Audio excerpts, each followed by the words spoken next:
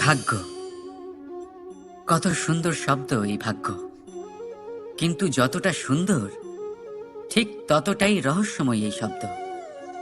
কখন কি হবে কেউ জানে না।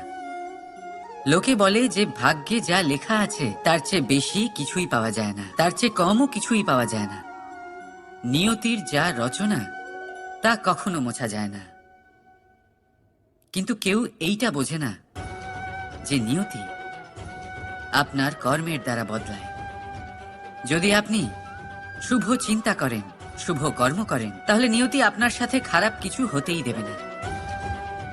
কখনো আকাশে পাখিদের দেখুন, তারা কখনো ভাগ্যের উপর নির্ভরশীল হয় না।